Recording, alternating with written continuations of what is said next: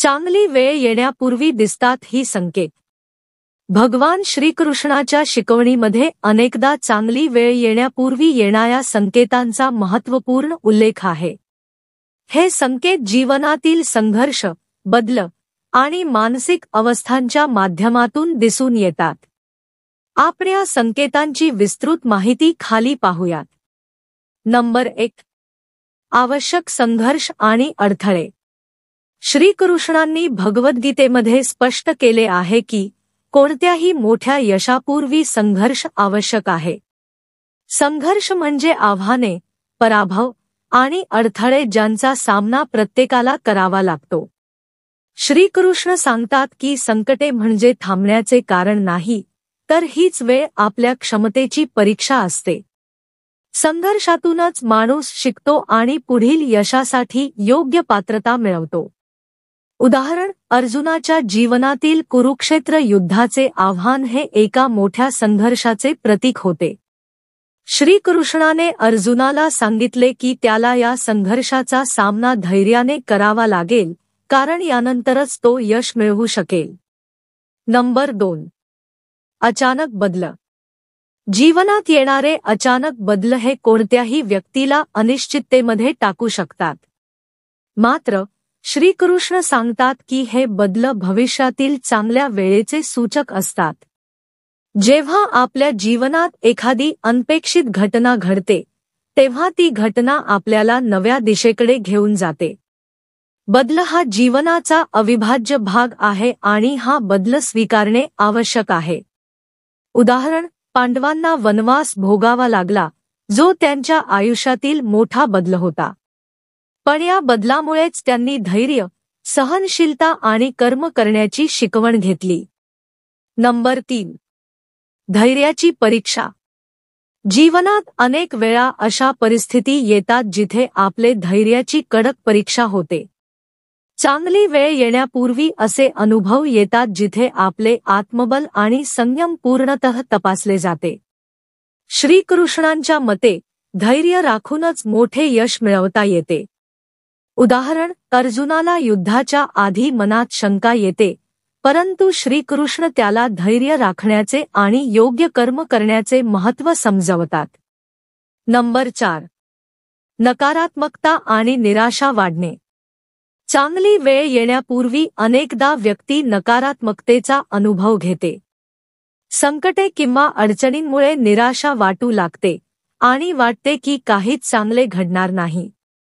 परंतु श्रीकृष्ण शिकवतात की निराशेचा सामना करण्यासाठी दृढ इच्छाशक्ती आणि सकारात्मक दृष्टिकोन आवश्यक आहे. ज्यावेळी आपण निराश असतो, तेव्हा खरे तर आपले यशाचे क्षण जवळ आलेले असतात. उदाहरण, अर्जुनाला युद्धाच्या पूर्वी निराशा वाटली, पण श्रीकृष्णाने त्याला सकारात्मक दृष्टिकोन आणि कर्मयोग याचे महत्त्व समजवले. नंबर 5. आत्मविश्वास कमी होणे. मोठे यश मिळवण्याआधी अनेकदा आत्मविश्वास कमी झाल्यासारखे वाटते. हा कमी आत्मविश्वास ही स्वाभाविक प्रतिक्रिया आहे, परंतु त्यावेळी हार मानणे योग्य नाही. श्रीकृष्णाच्या मते आत्मविश्वास टिकवून ठेवण्याचा प्रयत्न करणे आणि अडथळ्यांचा सामना करणे हे यशाच्या जवळचे लक्षण आहे. उदाहरण, अर्जुनाच्या मनात युद्धाच्या आधी शंका आणि भीती निर्माण झाल्या, पण श्रीकृष्णाच्या मार्गदर्शनामुळे त्याचा आत्मविश्वास पुन्हा जागृत झाला. नंबर 6. नवीन शिकण्याची आणि समजून घेण्याची प्रक्रिया. चांगली वेळ येण्यापूर्वी व्यक्ती नवीन शिकण्याच्या प्रक्रियेत असते. या काळात तिला नव्या गोष्टी शिकण्याची संधी मिळते, ज्या भविष्यातील यशासाठी उपयोगी ठरतात. श्रीकृष्णांच्या शिकवणीनुसार ज्ञानाचे महत्त्व फार मोठे आहे. आपण जे शिकतो ते आपल्या भविष्याचा पाया घालते. उदाहरण, वनवासाच्या काळात पांडवांनी अनेक शिक्षण घेतली, धैर्य, युद्धकला आणि आत्मज्ञानाचे महत्त्व त्यांना समजले, ज्यामुळे त्यांचा विजय शक्य झाला. नंबर 7. समर्पण आणि श्रद्धा वाढणे. सर्वात महत्त्वाचा संकेत म्हणजे समर्पण आणि श्रद्धा. चांगली वेळ येण्यापूर्वी व्यक्तीच्या मनात भगवंतावर विश्वास, श्रद्धा आणि समर्पणाची भावना वाढते।